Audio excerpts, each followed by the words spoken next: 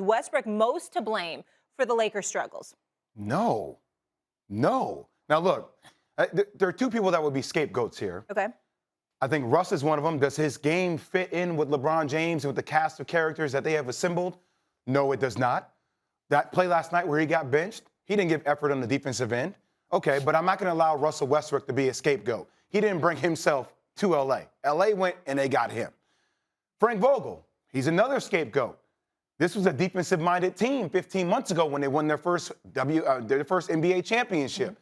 They changed personnel. He's now trying to make this new cast of characters, which is an older group, by the way, DeAndre Jordan, Kent Bazemore, Wayne Ellington, Kendrick Nunn, who's been injured, Trevor Ariza injured, Dwight Howard, Rajon Rondo, let go of him. Oldest team in the NBA. Oldest team in the NBA. He's trying to make them a defensive-minded team when that's not how they're actually built. I get so frustrated when we end up doubling down on Russell Westbrook or Frank Vogel. This is an organizational issue. There is not one damn voice, Stephen A. Who is making the right decisions here? Rob Pelinka and company, is that Rob Pelinka? Is that Rich Paul, LeBron James, Jenny Buss, Kurt Rambis, who's now sitting in coaches' meetings? What is going on? Why is there not one voice? Because Rob Pelinka and company are the ones that put together this cast of characters that you're asking now, can it work? You need shooting around these guys. When you can't provide that around the style in which they play, of course they're going to struggle, and they're horrible defensively. This is a strange segment to start off the show. Because I don't disagree with what you're saying at all. But I have a different perspective. And I want to throw this by you and listen to me break this down. I don't think it's Russell Westbrook's fault. Russell Westbrook is who he is. Frank Vogel is the head coach. I do have a problem with you being like 18th in defensive efficiency and 27th overall in points allowed per game because you're a head coach because of your defensive prowess. In other words, even though we look at the personnel and we know you don't have it, the objective of a coach is to figure it out because that's why you have the job. Understood. You know, that's why you have the job. We understand that, okay? So I can't completely absolve Frank Vogel while I'm not blaming him because I understand that the roster is old and I get that they're not built to be a defensive-minded team. You have to figure out a way for them to be better than 27th in points allowed and 18th in defense. You got to figure that out, Frank Vogel. Okay, now, here's where I tell you that although I'm not pointing a finger at Russ, if you Russell Westbrook, it's not a character issue. His effort is always there. He never cheats the game. Let's understand that. But having said all of that, if you're Russell Westbrook, I'm going to repeat something I said months ago. These are your teammates. Kevin Durant, James Harden, Serge Ibaka, Reggie Jackson, Victor Oladipo, Paul George, James Harden again, Bradley Beal, LeBron James, and Anthony Davis.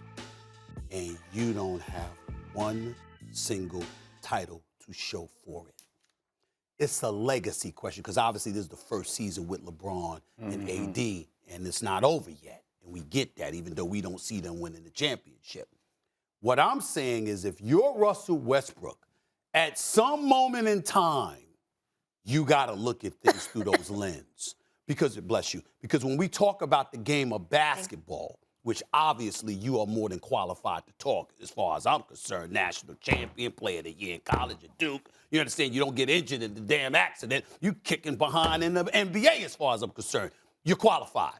What I'm saying is when we talk about basketball, in the end, how you not going to look at all of that? I'm not talking about you. I'm just talking about in general. I understand. Think about it because this ain't football now, where you Tom Brady, you play offense, but you don't play defense, you don't play special teams. If you got 2 or 3 big-time players in basketball, you are formidable. You are in the picture. And somewhere, at some point in time, you're supposed to come over the hump. You're supposed to get over the hump. We are now at a point in time where Russell Westbrook, the only reason we would say he ain't getting traded is because of his salary. That the Lakers would give him away. We're wondering, he ain't even an all-star this year. He ain't going to an all-star game this year. Think about that for a second. This is Russell Westbrook we talking about here. He's not even an all-star this year. And so when we look at it from that perspective, and we're looking at the players he played against, at some point in time, Everybody's going to look at that.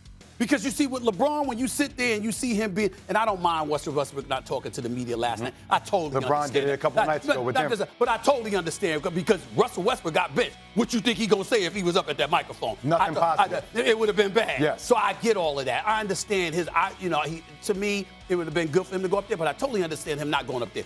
But in the end, we're going to get to a point, if we're not there already, where we're seeing all these guys you played with and not one championship to show for it, and now you're struggling, and people are going to look at him, man, and he's got to accept that. I understand that. I just hate how that's becoming the narrative for him, especially this year. Okay.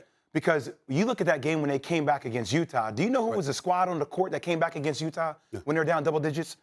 Austin Reeves, Stanley Johnson, Malik Monk, Taylor Horton-Tucker, and LeBron James at the 5. Right. Shooting, Stephen A. I agree. Shooting around him. So the personnel that Rob Pelinka and company put him with, it doesn't mesh That's well. fair, Jay. But here's the flip side, because we got to be honest here. We know, and I don't say I'm not going to say pighead. I'm not going to say, because I'm not trying I'm not trying to attach a negative connotation to it. But Russ is strong-willed. Russ believes in Russ. I was in Houston one time when he was being interviewed, and they talked to him about D'Antoni. He was like, I'm going to play the way that I play.